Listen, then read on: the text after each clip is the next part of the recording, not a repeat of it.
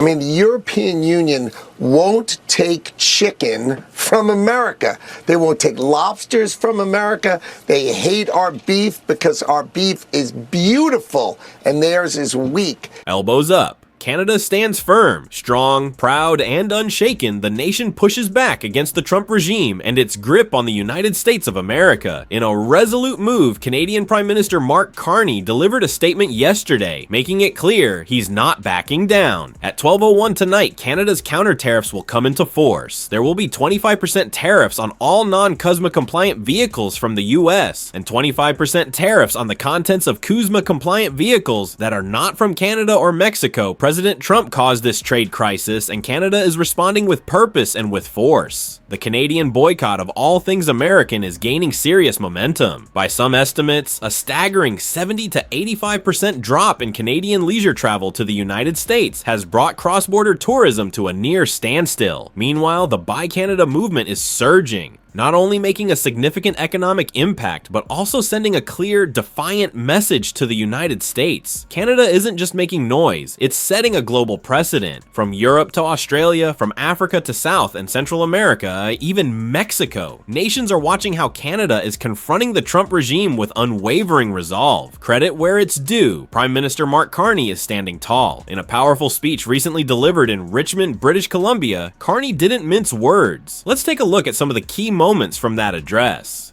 Global economy has fundamentally changed because of these actions. The system of global trade that's existed all my life, everyone in this room pretty much, the system of trade that was anchored on the United States, that we as a country have relied on since the end of the Second World War. A system that, while not perfect, has helped deliver prosperity to our country for decades. That system is over. Yep. That system is over. And our old relationship with the United States, which in fits and starts, but in the same direction, was based on steadily deepening integration, getting closer with the United States. That relationship is over. And in many ways, this is a tragedy. But it's the new reality, and we have to respond to it. And we are responding. We are responding as Canada. We are responding with purpose and with force. We will fight, we will protect, and we will build.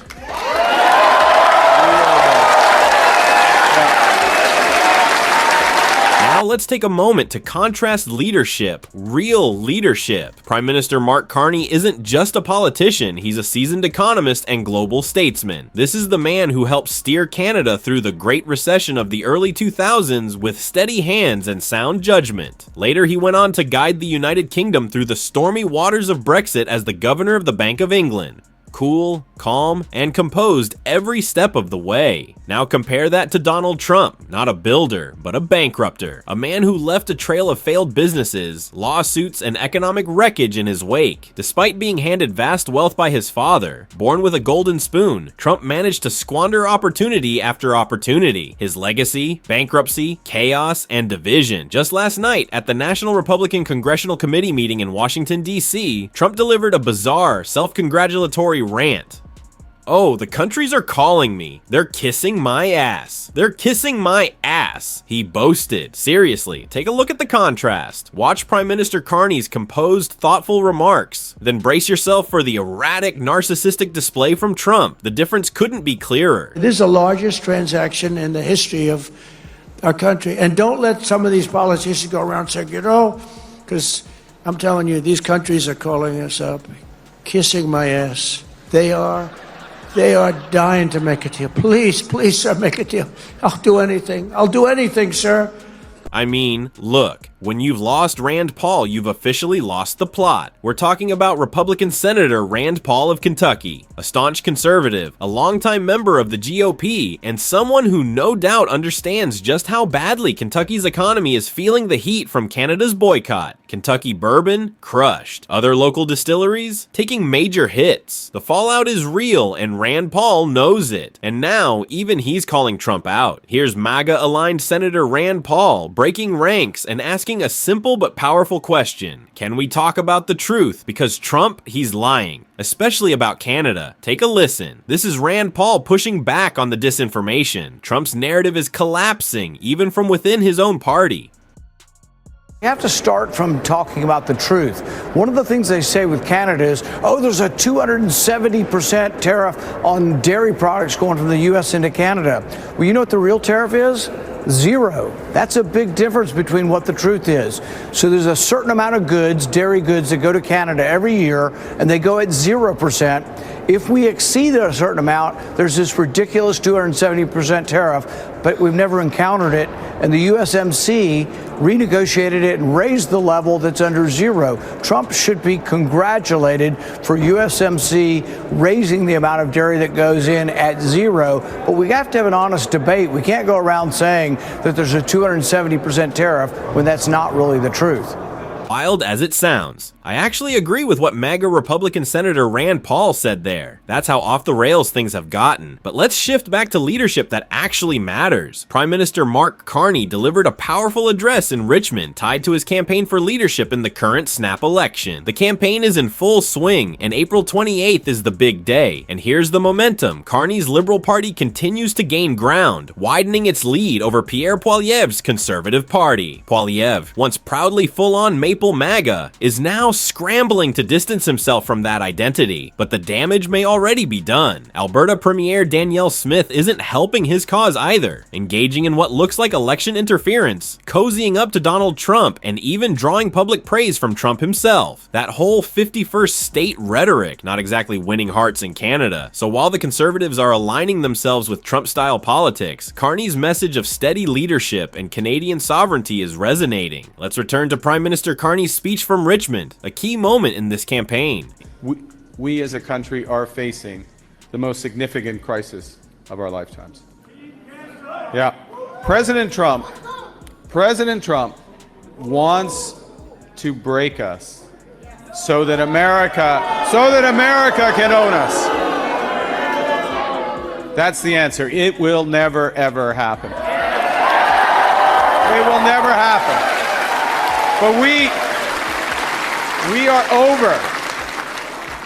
And this has been tough. It's tough. We're over the shock now of the betrayal. But we should never forget the lessons of what's happened.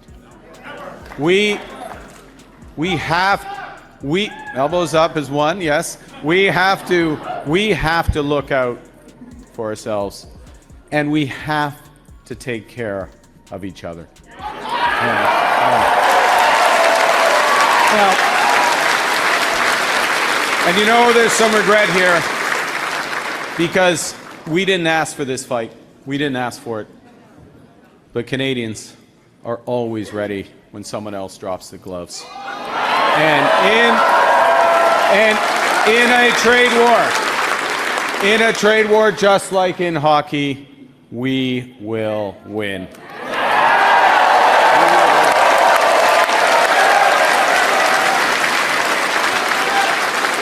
We will get stronger while they get weaker. Now, hockey has played a big part of my life, as many of yours. I'm not going to point out that there's an Oilers fan here.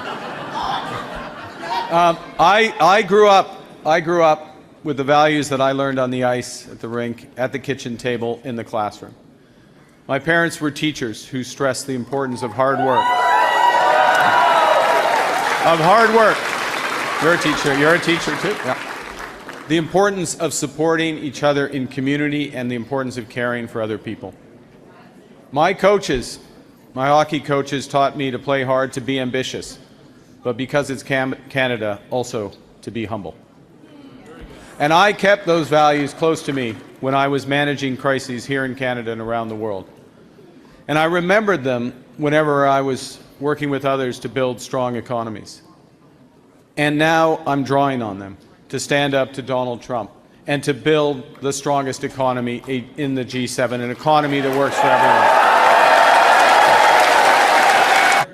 Sets of tariffs in place on auto, on steel and aluminum, and now they are threatening tariffs or announcing tariffs on softwood lumber. They are threatening our businesses, our workers, our families. And all of these tariffs, you have different excuses for them. They are all unjustified.